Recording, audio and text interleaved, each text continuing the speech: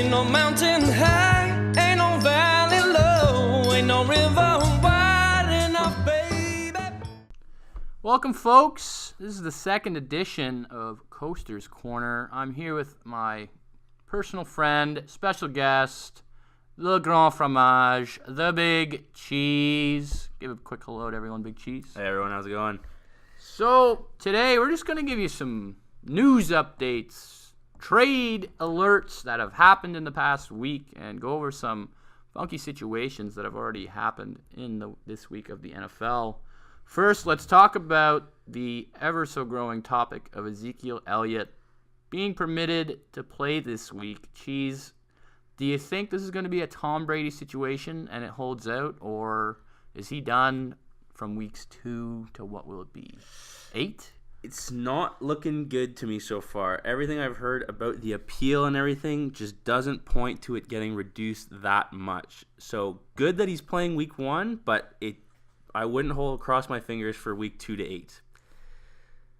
So the thing is, there's injury possibilities, there's the whole prolonging it, and maybe it comes into effect weeks 10 to 16 during a playoff run. Would be huge. Would be huge if you're a non-Cowboys fan, but for all you Jerry Jones lovers out there, I just would honestly bend over and take weeks 2 to 8. It's probably the best solution. Cheese, would you agree with me there, or do you think you keep fighting it and try and get Tom Brady-like situations? I try and fight as long as you can, but at the end of the day, there's going to be a point where we're going to need to let it go. And it's not a huge deal. I mean, 6 games, it's definitely not little, but you're getting Ezekiel Elliott when it's over. And the guy just looks ready to come out and have another huge year. So that's what I think. Yeah, there's the thing. He still was going. I did 2 more drafts in the past few days, and he still went second round. That doesn't surprise me. I still think he should have been drafted there. I hope you're all wrapped up with your drafts, considering it's one more day till NFL football. Oh, yes, sir. Holy. Okay, do you know what? Let's just dive in quickly. Do you know what? Let's reroute my reroute on that. Because I think we need to give a quick shout-out and support anyone you can that you know in the Miami area. Hurricane Irma, seriously, I do wish nothing but the best for that entire city, the entire state of Florida, and those islands out there. We all have those friends that go on those trips down south who doesn't love the all-you-can-drink resorts, so hopefully they can stay standing, but it doesn't look good. And what happens now? Dolphins and Bucks. Week 1 bye, 16 straight games. Jeez, what? Give me a quick take on what you think that impact will have. 16 games straight is no small feat, and it's going to be tough on these players. I remember a couple years ago when I was playing, we had a week 1 bye, and it's very, very tough on your body. So it'll be interesting to see how these 16 weeks affects these players when we get into the later weeks, especially going into playoffs. So yeah, it's definitely an interesting situation.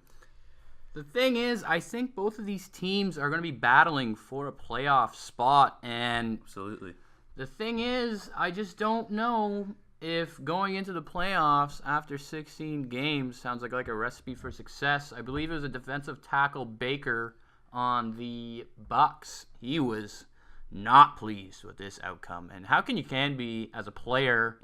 But at the same time, if you're Miami, so they already have one of their home games being played in London. And the situation was, I think the NFL took that into account, because if they would have had a neutral site, once again, they were suggesting Philadelphia or Pittsburgh, that would have been 2 games, a.k.a. a quarter of their home games not being played at home. And you got a guy who's playing quarterback that can't lay off those darts, so how can you blame the Miami Dolphins for wanting the whole postpone and get a week off? But anyways, that shall be interesting. We'll probably see a little bit of gossip on Hard Knocks this week regarding that.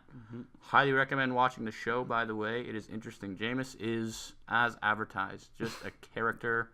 Charismatic. Yeah. He really is. Yeah. Okay.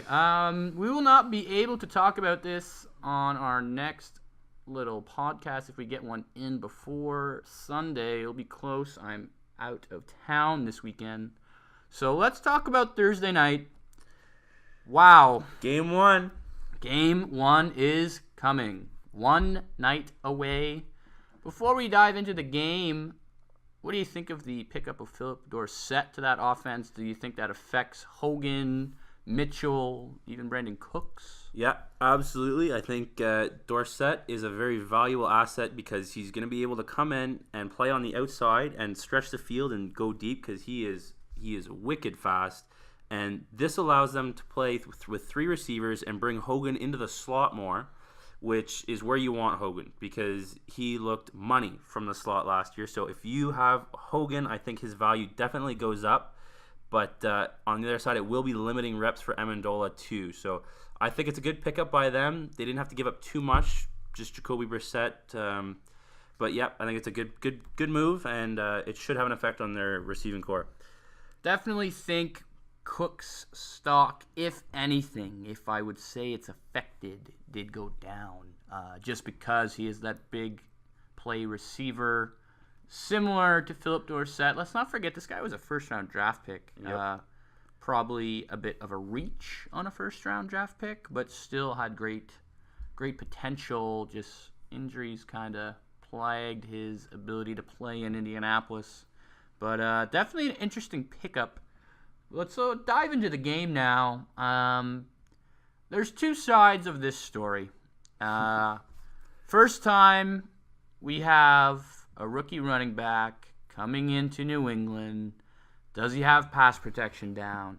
Does he have enough reps with the first-team offense to be able to produce the big numbers? There's been reports that he is the featured back.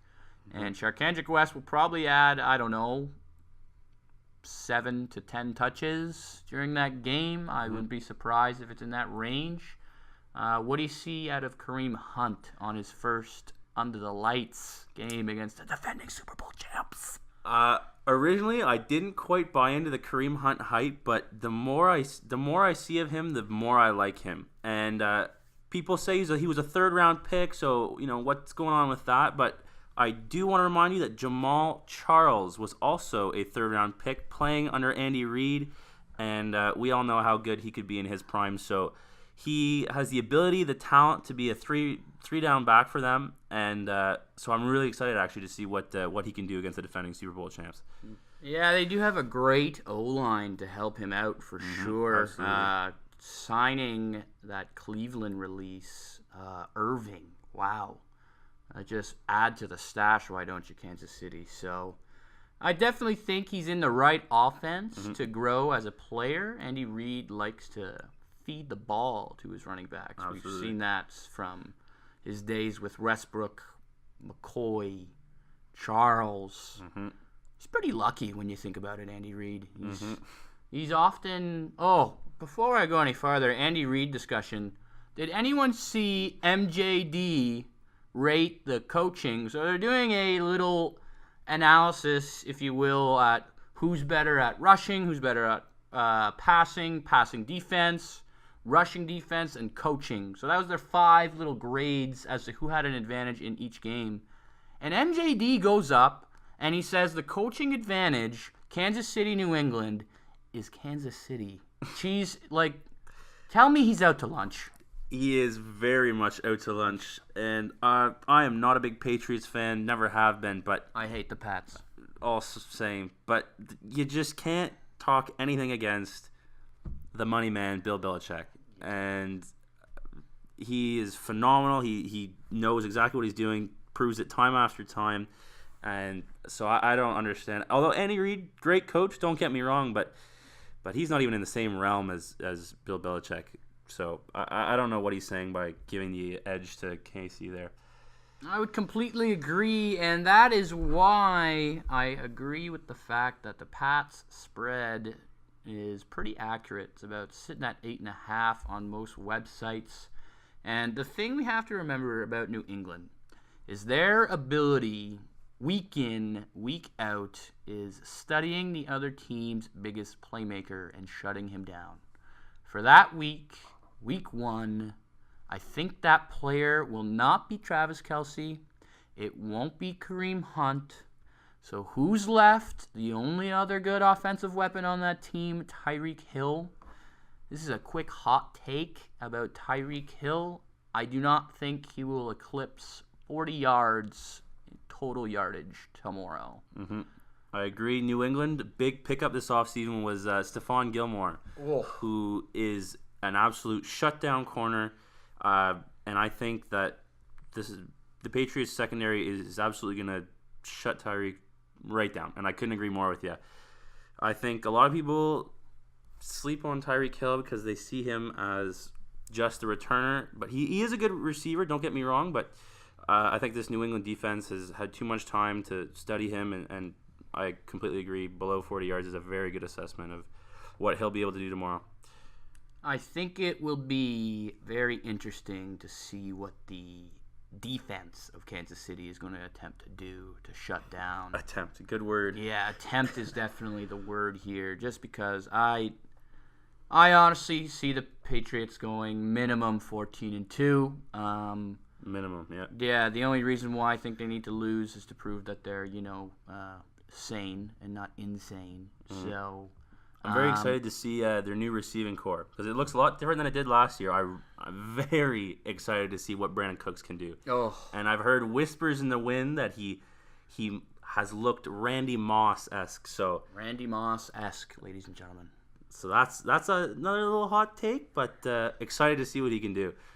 I definitely don't think he'll be hooking up with Brady for those massive amount of touchdowns Moss did that one season. Oh, I will never forget that catch. What was that it? One-handed. I think it was 23. Touchdowns?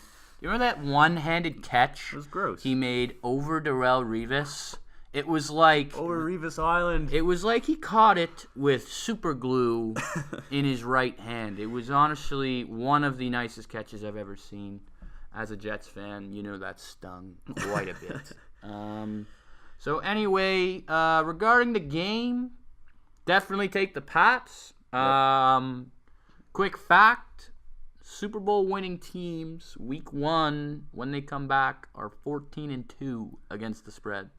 14-2. So all fingers point in the direction of the Pats. I think their offense is too much. I think their defense is more than good enough to shut down I will say they are an above average offense, but God, are they boring to watch in Kansas City. It's either a check down to Tyreek Hill or Kelce, and Kelce gets some yak, or it's a deep pass because Tyreek Hill burns you with the speed. Yep. And Kareem Hunt is probably going to touch the ball 20 times tomorrow.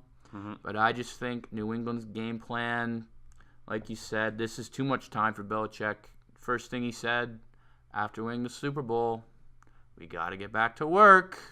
Brady's 40. They love the narratives in New England. They want to prove that he can do it. Take the Pats. I would probably pass on the over-under. I think it's a pretty fair number where it's lying right now. So, Coaster's pick, and I think Cheese agrees with me. They should win by 10+. So Take the Pats. Definitely. So let's talk about some trades that have happened this week. Kind of going off what we were about to go on to, the Bills-Jets game.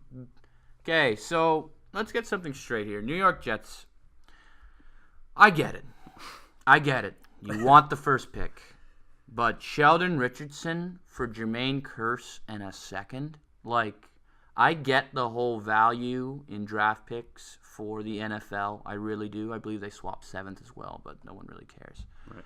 And I see this value in getting a second-round pick for sure. But come on, if you had one strength on this team, you pretty much just took it away. Because now it's Big Mo, it's Big Leonard. That's all you got. That's it.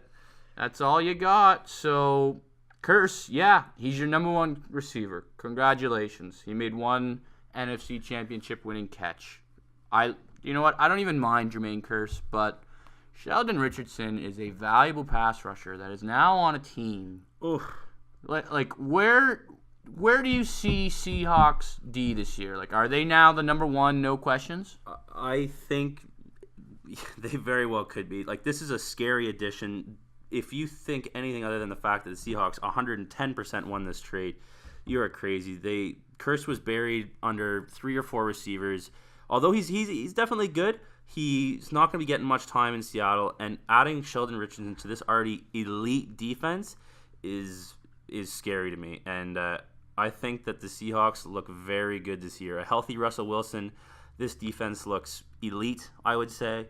And so look out for the Seahawks this year for sure. I am definitely scared of the Seahawks between Jimmy Graham, who they finally seem to figure out how to use last season. Mm-hmm. That took way too long considering his skill, his size, his athleticism. Jeez. It's like it took them, 2 full seasons to figure out how to use an elite talent. Yeah. And it's good now that Russell's healthy. Mm-hmm. He's looking great. That crowded backfield is just odd. I hope you all stayed away unless you had great value in your drafts. But anyway, that was one trade I thought we would note. Another one, I know Cheese brought this up to me, which was Sammy Coates heading to the Browns. Mm-hmm. The Browns, Sammy Coates. So what do you think this does to Cleveland's offense, or does it do anything? I can't believe I'm saying it, but I actually think that Cleveland has a real receiving core this year. Coates is a good addition because he's able to burn people with speed on the outside, which will draw coverage away from Corey Coleman, who I think has shown flashes of excellence. And I know they drafted him to be a Antonio Brown, OBJ-esque type player, and he showed a little bit of it last year, but was plagued with a little bit of injuries. So I like to see Sammy Coates and Corey Coleman on opposite ends in the field, and Kenny Britt too. I mean, he has a much lower ceiling than Coleman, of course, but he's a solid receiver. So I think Coates adds a good amount of value to this receiving core, and I'm very interested to see how Cleveland does this year. I actually think they won't, like I opened my last podcast, they won't be horrible. I still think they have a lot of holes that need to be filled. A couple years away. They're young, mm-hmm. But the talent is most definitely there. O-line. Wow. Signing a top 10 guard. They already got the best tackle in the league. Big Joe. God bless Big Joe. But Sammy Coates. Couple facts about Sammy Coates. He only has 22 receptions to this point.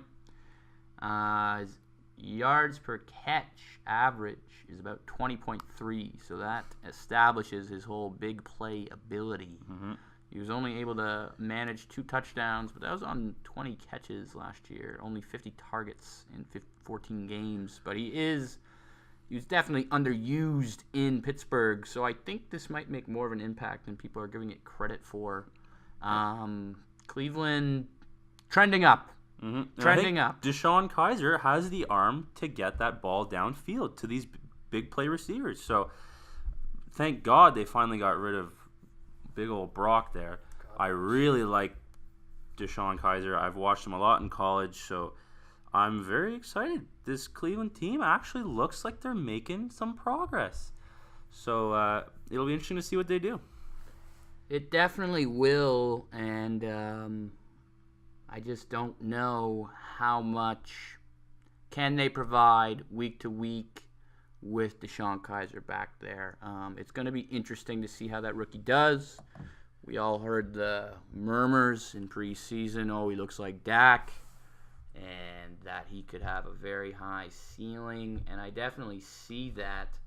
But I believe in his week 3 game, he went 8 for 10. So 8 out of his 10 passes that he did complete were behind the line of scrimmage. So if that doesn't tell you that he's going to be a bit cautious week 1, he's playing a pretty good front 7 in Pittsburgh. I would stay away from that game in terms of spread. I am not opposed to Pittsburgh being your survivor/suicide pick this week. They're one of the higher spreads. They have a high-octane offense that I don't think their defense will be able to handle. But there's just something scary about Big Ben on the road, Cleveland with all these rookies starting. You know, if I've learned anything about Week 1 in the NFL, it's weird. The outcomes that come out of Week 1 make you tear your hair out. Often your bank account is not liking you. But hopefully we can make the right picks this week. So what do we need to go over next? Let's go through the list here. What game intrigues me? Bears-Falcons. Let's talk about that weird situation. We got a new offensive coordinator coming into Atlanta. Some say Mike Shanahan was a good loss. Big Crane was a fan of this mostly blamed man for losing that Super Bowl and Mike Shanahan departing. But at the same time, I'm only hearing good things out of San Francisco camp about the new offensive system they have in place. So I guess it depends on the ear you're talking to. What I like about this Bears-Falcons game is that I think people are underrating the O-line in Chicago. And I do think that, I think it's Dontari Poe got signed to the Falcons. I don't know if that's how you pronounce his name. But the big man from the Chiefs will definitely help that D-line. Oh, yeah, definitely. But I think Jordan Howard could have a day. What do you think is going to happen in that game, Cheese? It's an interesting game for sure. I think Chicago's defense is going to have a very tough time against the three-headed monster in Atlanta, that being Matty Ice, Julio Jones, and Devonta Freeman. Chicago's offense, Mohamed Sanu, can't forget about him. It'll be very interesting. Chicago, they're coming in with your boy Jordan Howard. I like Atlanta's defense, though. I think Dontari Poe is a big addition. He's going to plug up that middle. You got Vic Beasley Jr. on the outside, who's going to be, I think, ready for a breakout year. He had a great year last year, but I think he is ready to snap this year. I think the three people to watch for sacks, I'll say four, because how can I not include the Defensive Player of the Year and Khalil Mack?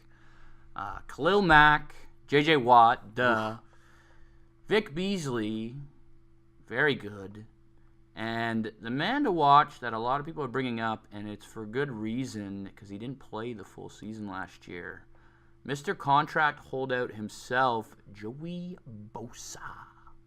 One of the scariest white men on the opposite side of the line for sure. But like we were saying, that Bears-Falcons game is more intriguing than it seems to be to the deceiving eye.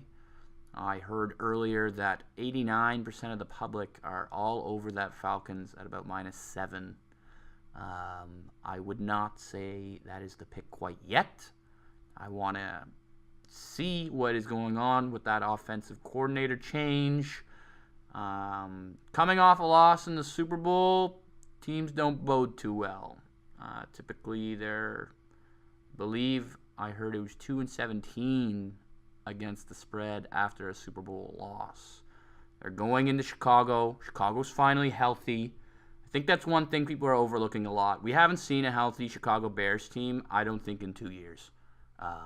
It might have been the start of last season. They were critically acclaimed healthy, but it hasn't happened since. What do you think about the loss of Cameron Meredith? Honestly, you know what? I don't think it's too significant. Mm-hmm. I see it. He's a big receiver, red zone ability.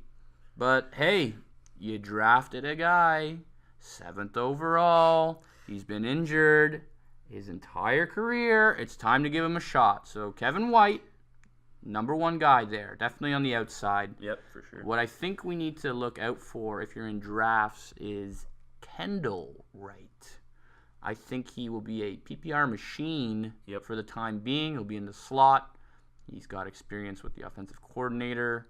There's a lot to like from Kendall Wright. But at the end of the day, Mike Glennon and a bunch of subpar receivers. I'm not going to try and tell you that's a great receiving corps because it's simply not. Are they decent? The ceiling is decent. Yeah. The ceiling is decent, but I can't wait to see who my boy calls Ski, Mitch Trubisky, come in. I hope he starts sooner rather than later because he looked, preseason, he looked like an established NFL quarterback with poise. Absolutely. The confidence in that man was just outstanding. I was very surprised when they named Glennon the starter. Very surprised. I don't know how much better of a preseason you can expect out of a rookie like that. And after trading up to get that second overall pick, it was surprising. Very surprising. Yeah, one pick. Bears fans everywhere, you can't be happy with it, although he looks elite. He looks ready. And yes, maybe San Francisco would have taken the ski. But one pick, they gave up a bit too much in my eyes. He does look great. So I'm not minding it to this point. Next, we will dive into some streaming defenses we think you should take. And me and Cheese agree on the number one pickup of the week that in most leagues should be available. I know typically in 10-team leagues they're not taken. 12-team leagues it's kind of a fringe. So Cheese, who is it?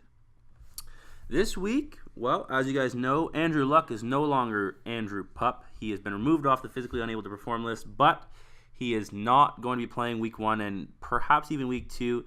Scott Tolzien, I just don't think he's going to be able to get it done. He hasn't had enough reps with the first team offense, I think. So I think the LA Rams aren't that bad of a pick this week. If you're going to be streaming a defense, I don't think the Colts offense is going to be on the field very much, and I think Tolzien is going to be throwing up a couple bombs, just doing what he can out there. So I don't think the LA Rams are actually a bad pick. Yeah, I definitely see a lot of negative qualities coming out of Scott Tolzien in that offense this week. I think Frank Gore is going to be heavily relied on. Mm-hmm. And when you got Aaron Donald on the other side of the line, I would not have your hopes too high as a Colts fan. That spread's only about 3.5 right now. That intrigues me because I don't see in any realm of possibilities the Colts scoring more than 14 points. Mm-hmm. I just don't think they have a red zone attempt. Like, they might get there, yes, but I don't know if, Doyle rules will be the answer. I know his name's Jack Doyle, don't worry, but it's too tempting. He's basically their only red zone target other than Moncrief right now. T.Y. is more of that big stretch play, so I don't know if the Colts will be able to get any points. A lot of sacks should be happening on a rather weak offensive line in Indianapolis. So Rams are definitely a good stream play. I think even the Colts defense isn't even a bad pick either because, I mean, I'm not saying that they're great, but they're playing the Rams. And last season, the Rams, awful offense, finished 31st in passing offense, 31st in rushing offense, and 32nd in total offense. The Rams, they lost 3 of their top 4 receiving leaders from a season ago. They did bring in former Redskins offensive coordinator Sean McVay as the head coach. But, so yeah, I think LA isn't going to do much either, even with Sammy Watkins and the new addition of Cooper Kupp. But I could do a cup of Cooper Kupp. Anyway, I'm going to have to disagree with the Big Cheese on this one. Okay. A couple reasonings. Vontae Davis out for the Colts. So who is next in line? No one good. And Sammy Watkins is going to explode all over that offense. I also just don't see back-to-back bad seasons out of Jared Goff. I got high hopes for him. If you're a DraftKings player, he is an intriguing value this week at sub 5,000. He's at 4,800. So I think he's definitely a GPP play, but I definitely would not roster him myself. I think if you're one of those guys that does 20 to 30 lineups, yeah, maybe sprinkle a couple of bits of Jared Goff in there. But another thing to look at is the horrendous defense on Indy when it comes to the rush. And I know they added some offensive line help. Sean McVay is there, like you said, who should bolster the LA Rams offense a little, to the degree where I think Gurley could have a 100-yard game and at least a TD. I think that's basically where I think his floor is this week, because I don't see them trailing at any point in this game. So I think it's going to be the Gurley show. Well, I don't think you can have a worse year than Todd Gurley did last year. You know, I took him 3rd overall. 3rd. So trust me, if there's anyone knows the consequences of taking Todd Gurley, it's this guy. I had high aspirations for a guy that helped me get to a championship the previous year. Another couple defenses I'd like to look at is 2 in the same game. The wonderfully human being that is J.J. Watt gets to feast on the Jacksonville Jaguars and Blake Bortles. God, oh my God. How bad do you feel for Blake Bortles this week? Just awful. I don't think there's a better defensive combo in the entire NFL than J.J. Watt and Jadeveon Clowney. These two guys are mutants. They are freaks of nature on the field, and I feel just awful for Blake Bortles because he is going to get annihilated. And the Jaguars' offensive line, below average. Nothing is going to stop special. J.J. Watt and Jadeveon Clowney from just wreaking havoc in that backfield. So that's what I think about that. And on the flip side, on paper, it is really tough to argue, in my opinion, that on paper the Jaguars have the best defense in the AFC. The additions of Calais Campbell, boy, to team up with Jalen Ramsey. They are definitely known to be a top 3 cornerback duo. So what does that do now? So let's just look at that. Well, they also have Fowler Jr. coming back. He was a first rounder. Jack's coming back. Miles Jack. Yep. There's just a lot of hope in the city of Jacksonville. I will add this to the Blake Bortles, we'll call that a scandal because it really is.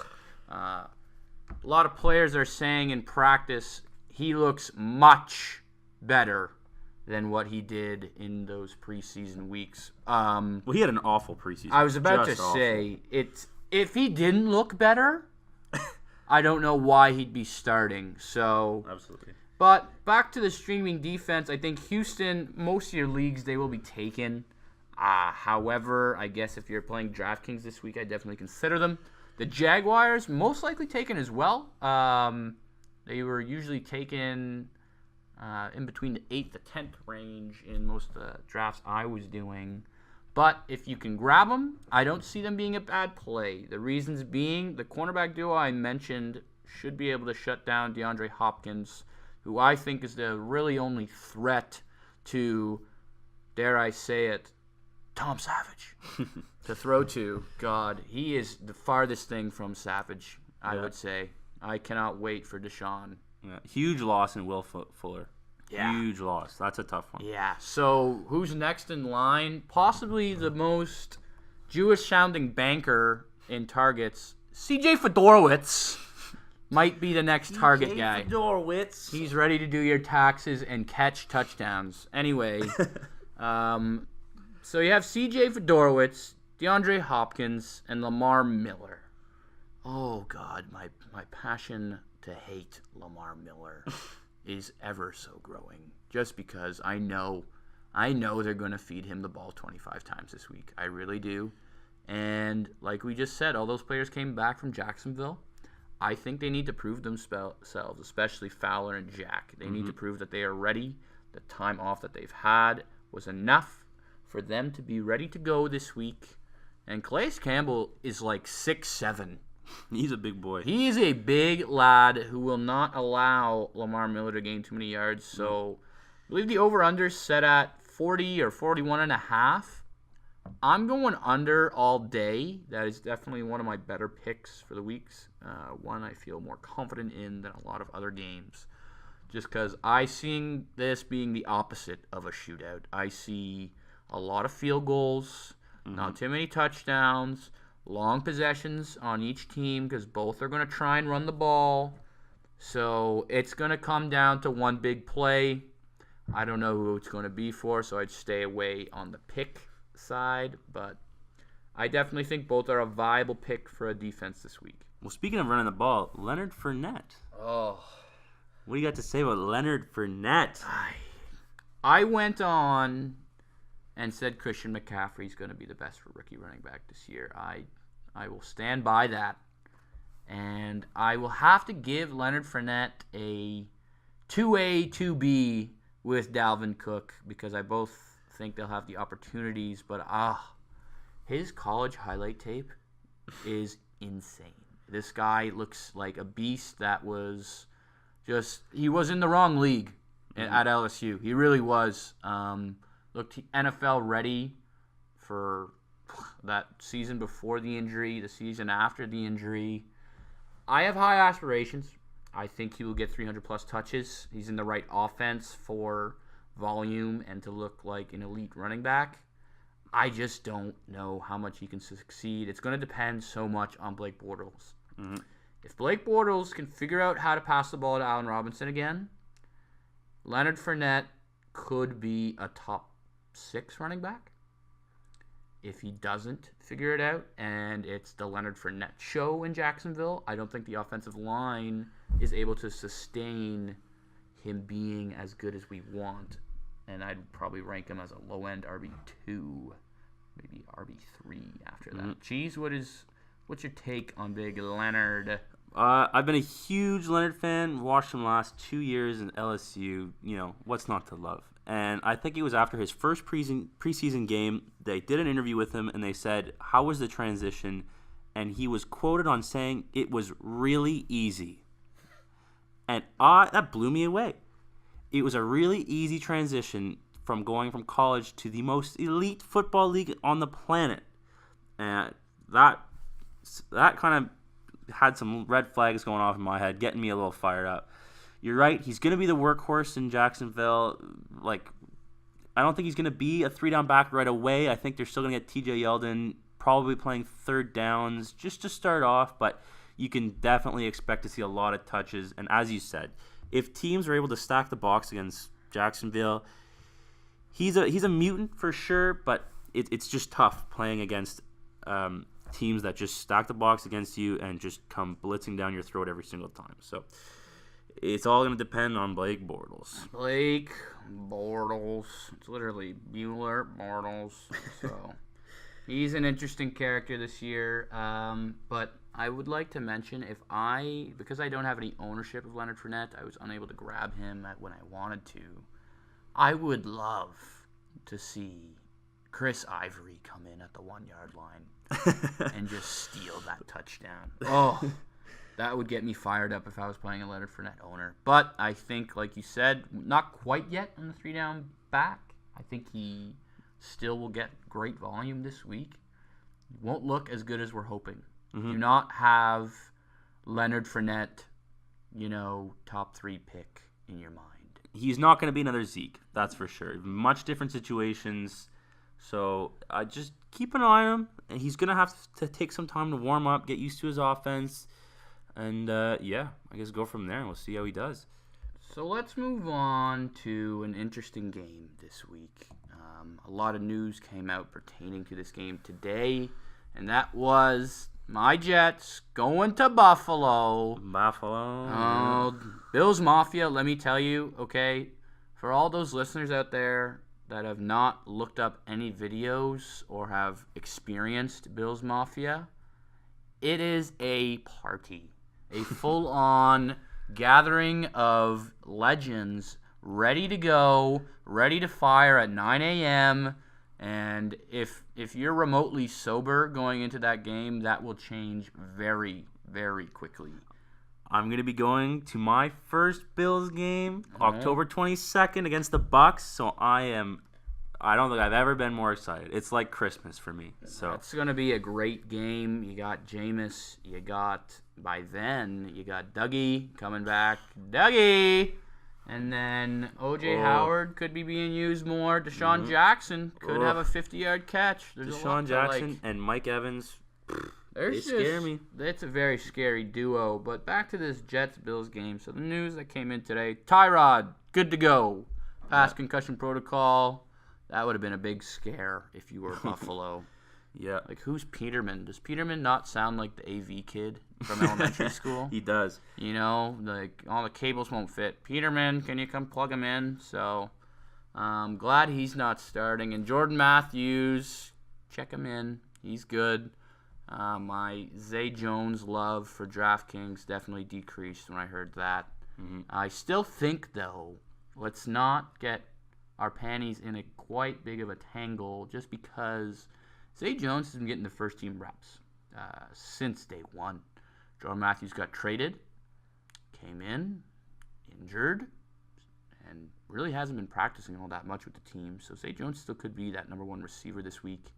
LaShawn McCoy, what a workhorse he's going to be this week. I just think with the injury troubles that Buffalo has had with two of their star offensive players, I see LaShawn McCoy getting a lot of touches this week. And they released Williams. So big old Tolber's their number 2 now. The Toldozer! Oh, I own McCoy in, I think, 3 out of 5 drafts. I only got him in 1. So if Toldozer comes in and takes one goal line touch away from LaShawn McCoy, I will probably throw my remote at my television this weekend. So And it's either going to go one of those two ways, right? Tolbert's either going to come in, he's going to steal the odd red zone TD, or as we're a little biased here, 2 McCoy owners, but everything could go to Shady. it could.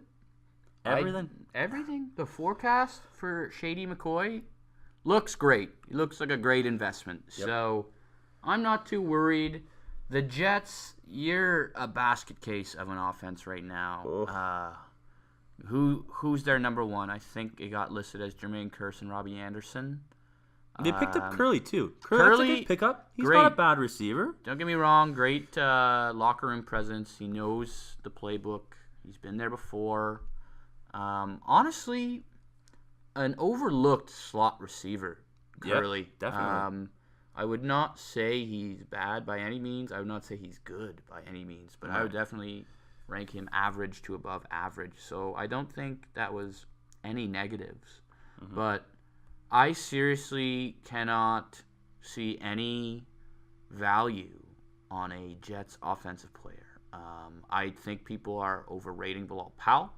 I think people are underrating Matt Forte. I think they're going to split touches 50-50 until one gets injured or one proves to the other that they are substantially better. They're different running backs too. They right? are. Like Bilal Powell is more of your pass catching guy, whereas Matt Forte is. Matt Forte caught all those balls in Chicago. It's not like it's an issue. Yeah, that's true. That's true. I seriously.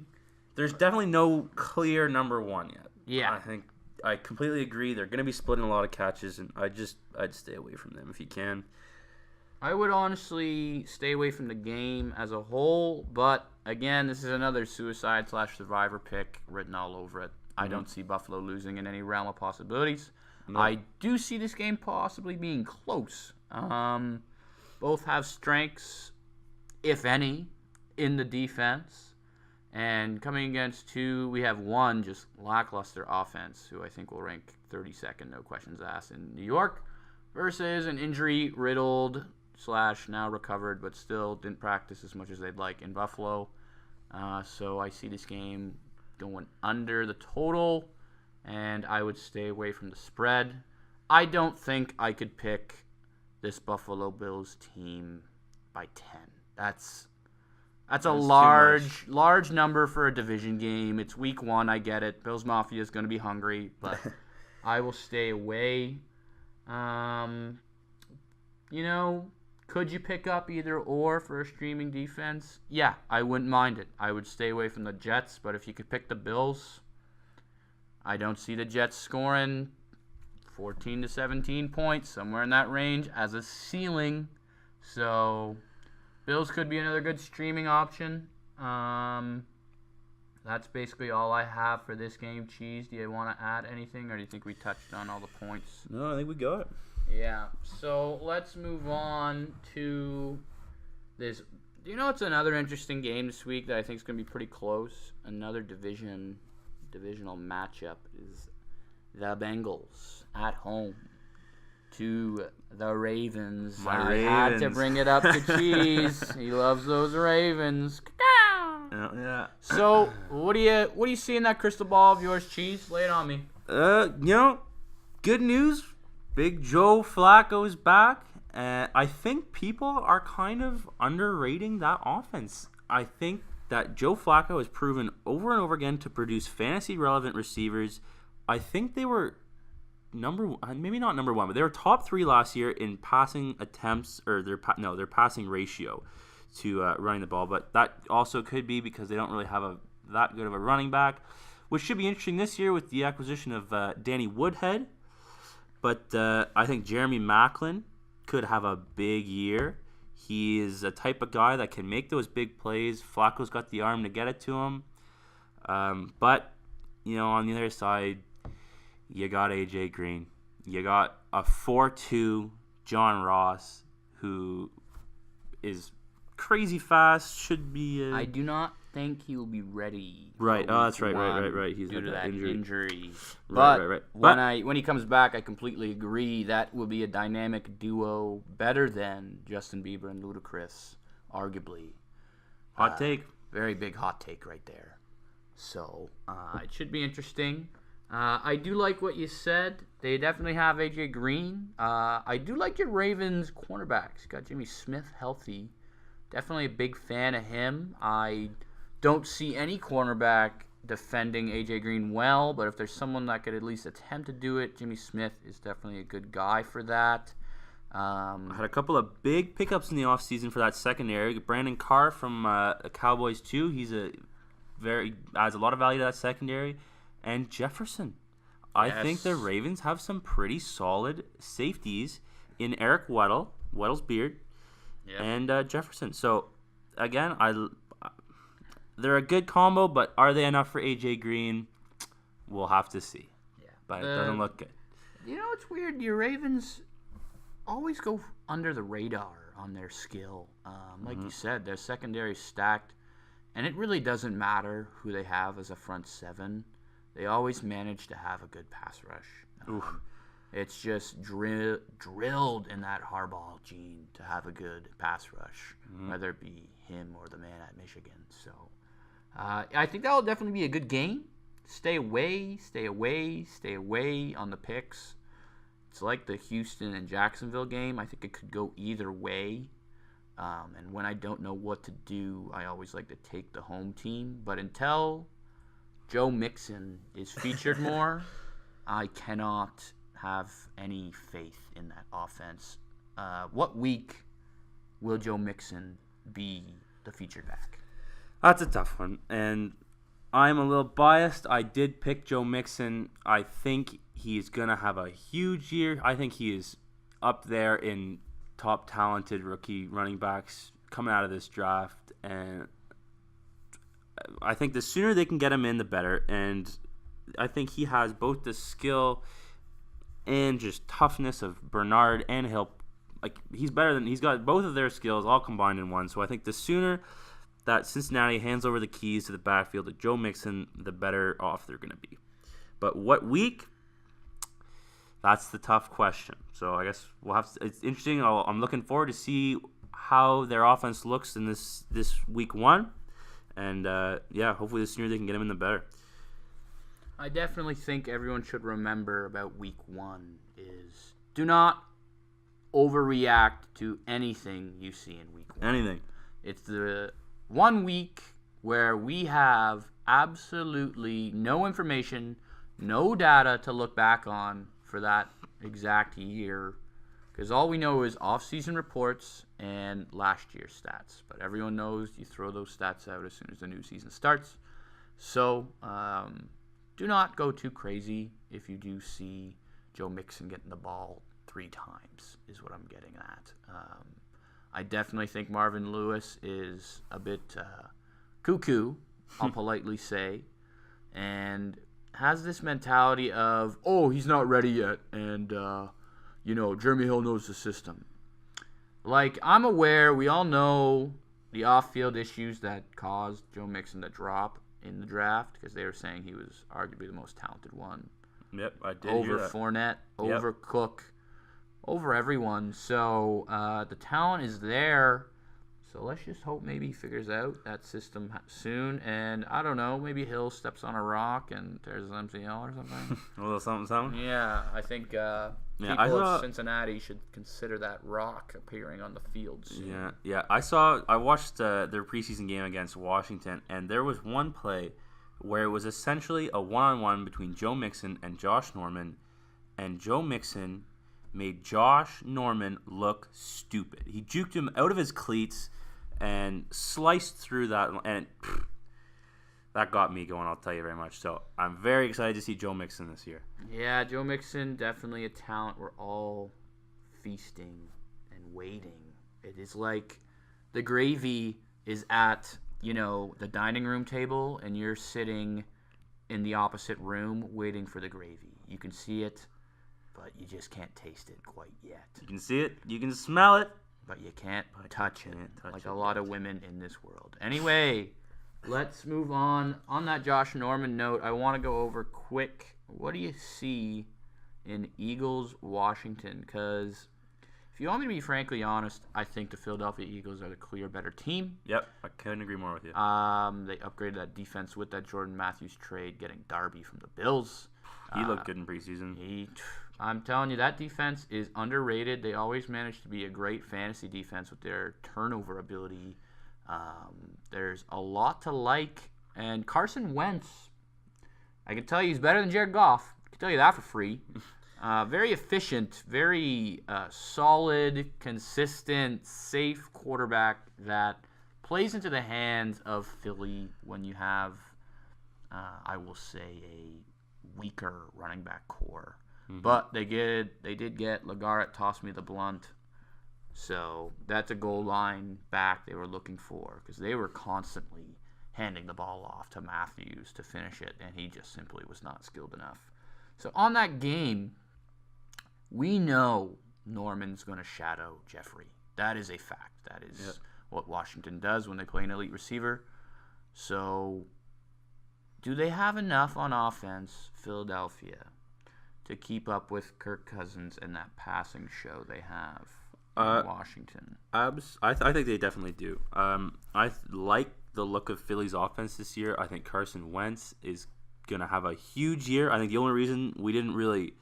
I mean, don't get me wrong, we watched Carson Wentz do his thing last year, but I think with Dak Prescott doing what he does, I think he kind of overshadowed Carson Wentz, and he's going to snap this year. I love the addition of Alshon Jeffrey. He's a big physical receiver, and I think if they can get him the ball, that's good. But as you said, he will be covered by Norman, so it's going to be a tough game for him. One of the deals that I've been seeing this guy drop in all sorts of leagues, but Zach Ertz. Zach, my ball Ertz. Was that your team name, Cheese? My ball, Zach Ertz. It's even better. Even better. I hate it when that happens, by the way. If you look at the last 9 games of the season, I think Zach Ertz finished as like tight end 5 or something. Like, sounds pretty accurate.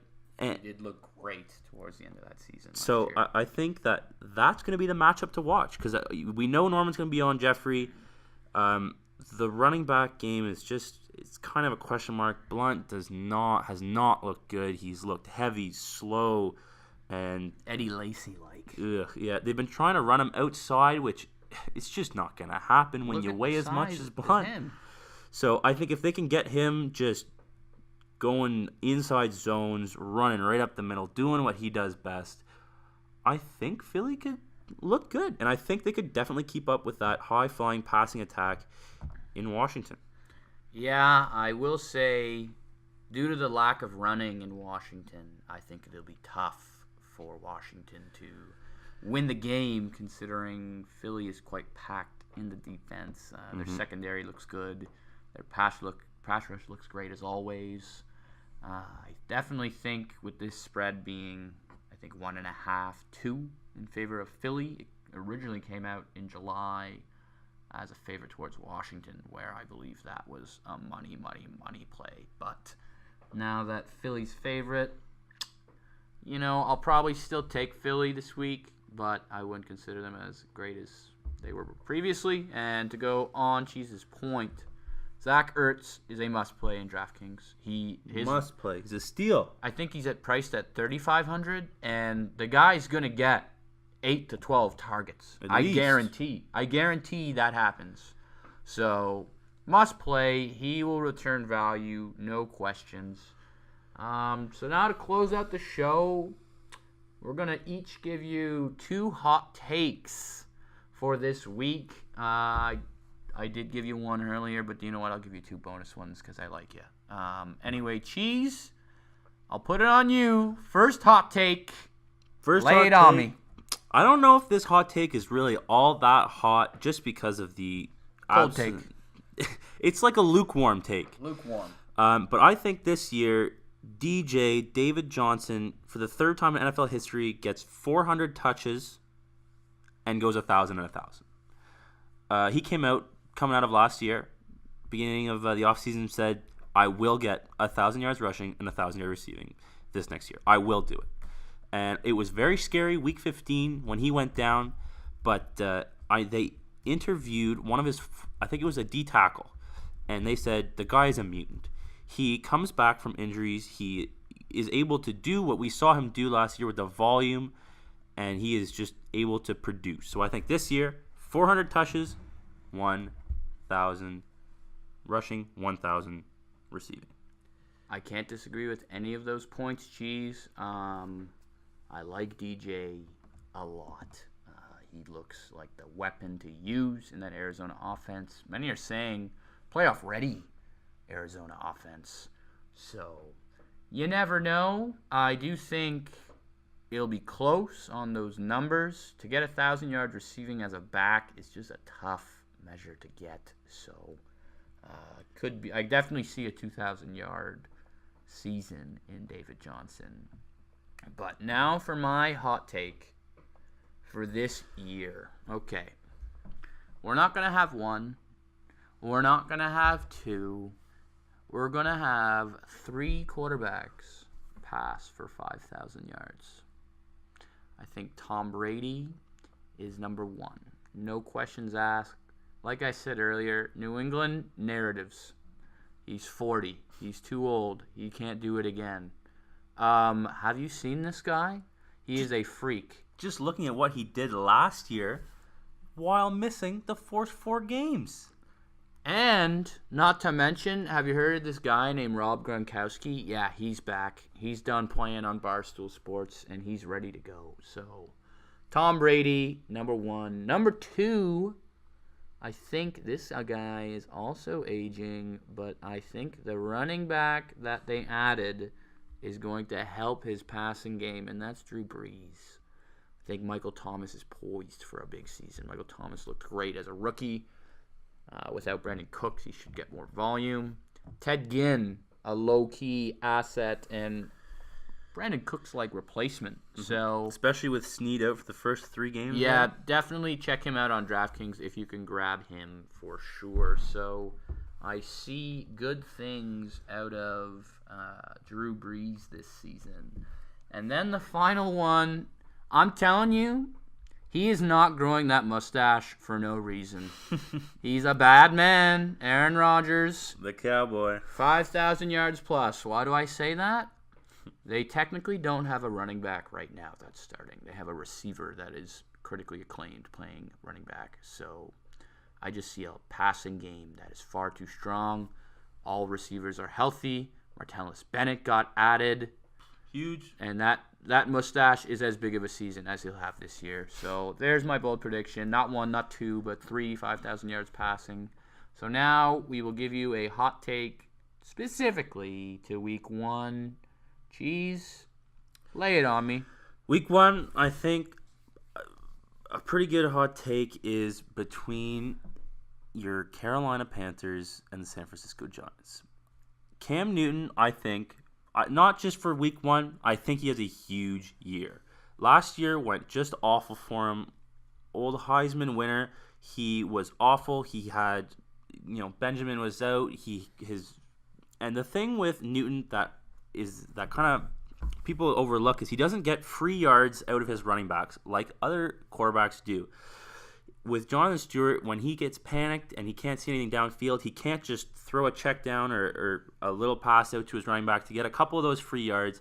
He's got to do it by himself. So I think this year, with McCaffrey back there, Benjamin's looking good, Greg Olson's there, I think Cam Newton is going to be healthy, he's going to be ready to go, and he's going to have an unreal... This game is just going to be the beginning. Against San Francisco, they're not going to know what hit him. So I think a hot take, keep your eye on Cam Newton this year.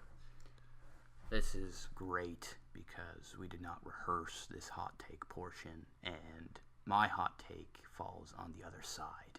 Oh. And that is the San Francisco 49ers will not only cover the spread, but they will win Game 1 against the Panthers. That is a hot take. Do you want to know why? If you look in their past 2 to 3 years of Week 1, they are a survivor pool destroyer. They've lost me 2 personally. One against the Vikings. Oh my God, I will not forget that. And I just think, like we said, Shanahan, new guy in town. He's got that offense ready. Brian Hoyer is nothing special, don't get me wrong, but he is above average. I think he's consistent enough to keep this team in the game the entire time. And I think Carlos Hyde's going to have a day. I know Kuechly's back. Short looks pretty good on the defensive line as well, but Carlos Hyde, I'm saying 125 plus, couple tutties, and, without Norman, I know it's been a year. Who's going to cover my boy, Pierre? C'est Pierre Garçon. Salut. So, that's my hot take. Coaster says San Fran, straight up win. So that will do it. I thank you, Cheese, for joining us. My pleasure. I'm sure you will see and hear more of Cheese in the coming future. And thank you all for listening. This has been the second and more to come podcasts from Coaster's Corner. Cheers. We're going to skate to one song only. Yeah, shit, had motherfuckers in my phone.